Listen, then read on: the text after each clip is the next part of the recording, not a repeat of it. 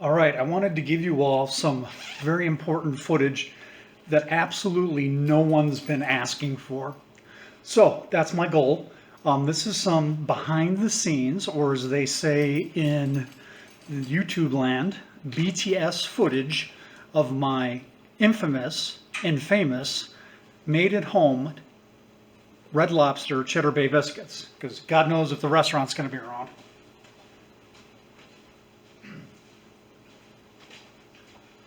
So I'm learning to follow directions, which is very difficult for me. That's kind of a known issue.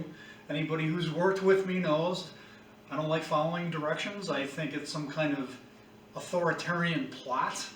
But these are simple, so they're easy for my little brain to follow. But I have learned some tips. Got a sink full of dirty dishes here. Grease the pan first before mixing the ingredients.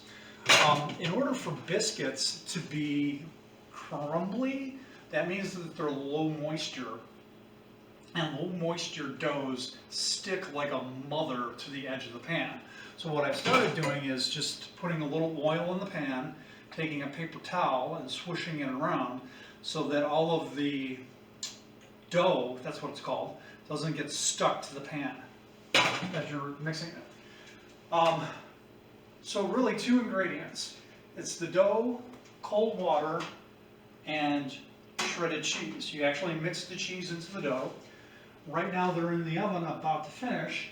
And the last and most important part, you melt the butter, not for 30 seconds because then it blows up in the microwave and the entire inside of your microwave is coated in butter.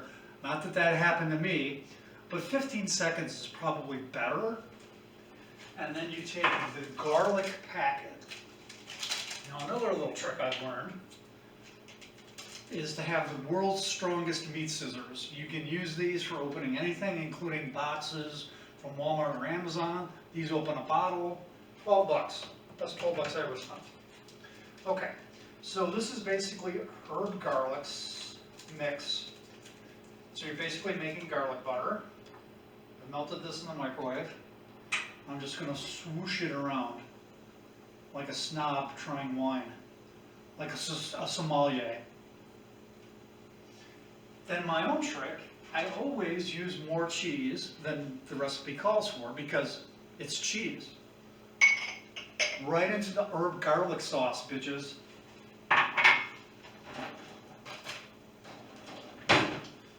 Then you take a salad or a dessert fork, a small fork, and you just mix that sucker up.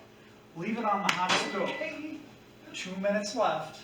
2 minutes we come back. I'm so excited. I'm going to stop filming because I don't think my battery will last. I didn't look at them, but I put them in. Okay, so they're not cooked enough, but that's perfect. No, I'm not completely effeminate. This was given to me by a girl I was dating here in the complex for a while before I realized that she had even more issues than I did. Okay. Ta-da!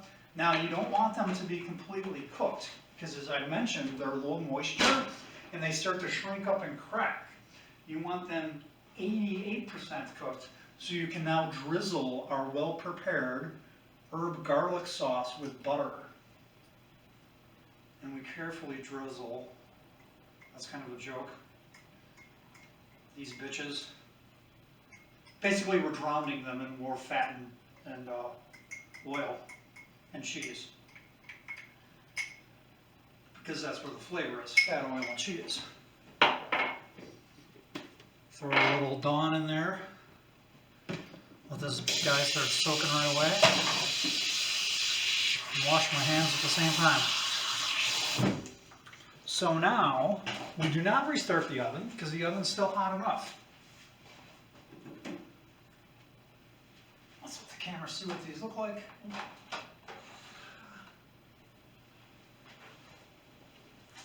See the unmelted cheese now on top as well as baked into the dough?